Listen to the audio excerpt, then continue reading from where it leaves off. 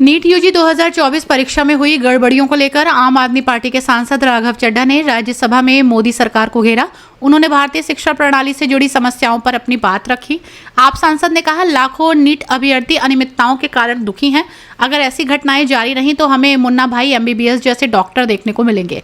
सरकार को NEET paper leak की जांच करनी चाहिए और जिम्मेदार लोगों को दंडित करना चाहिए। राघव चड्ढा ने आगे कहा कि बिगड़ती शिक्षा व्यवस्था का संकट हमारे देश को प्रभावित कर रहा है। ये व्यवस्था कभी हमारे देश का गौरव हुआ करती थी, लेकिन आज ये एक युद्ध का मैदान बन गई है, जहां हमारे बच्चे ज्ञान या अधिकार के लिए नहीं बल्कि अपना अस्तित्व बचाने के लिए लड़ रहे हैं।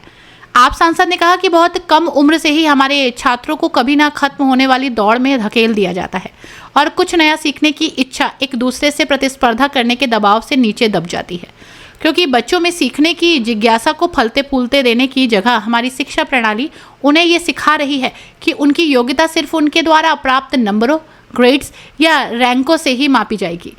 शुक्रवार को सुप्रीम कोर्ट ने भले ही मेडिकल पाठ्यक्रम में प्रवेश की राष्ट्रीय पात्रता सह प्रवेश परीक्षा रद्द कर नए सिरे से परीक्षा कराने का आदेश देने से इनकार कर दिया हो, लेकिन इस वर्ष परीक्षा में हुई गड़बड़ियों के लिए राष्ट्रीय परीक्षा एजेंसी NTA को कटघरे में खड़ा किया है।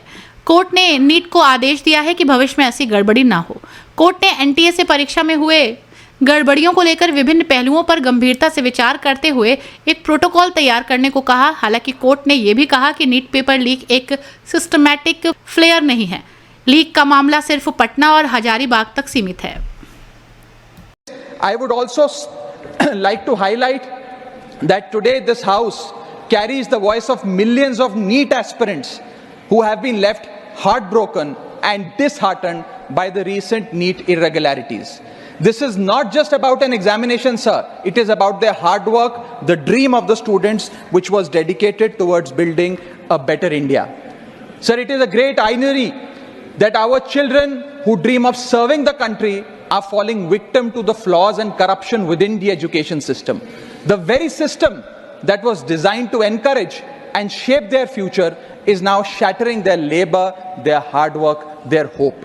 So the irregularities in the NEET examination paper is not only a failure of our education system, but also a blow to the dreams of those who prepared day and night for the exam.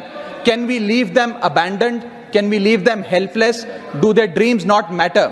And sir, in conclusion, through this house, I would urge the government to conduct a thorough investigation into this paper leak and other irregularities and punish those who are responsible. Sir, in conclusion, अंत में बस इतना ही कहूँगा, NEET का विषय पे चर्चा हुई, अभी हमारे कांग्रेस के साथी भी बात कर रहे थे। एक बड़ी महत्वपूर्ण बात उन्होंने भी कही कि डॉक्टरी का एग्जाम, जिस परीक्षा में विद्यार्थी डॉक्टर बनने के लिए बैठता है, अगर उसी परीक्षा को रिग कर पैसे देकर मैनिपुलेट किया जाता है, तो हम इस देश में किस प्रकार के डॉक्टर पैदा कर रहे हैं, किस प्रकार के डॉक्टर लोगों की जान बचाएंगे।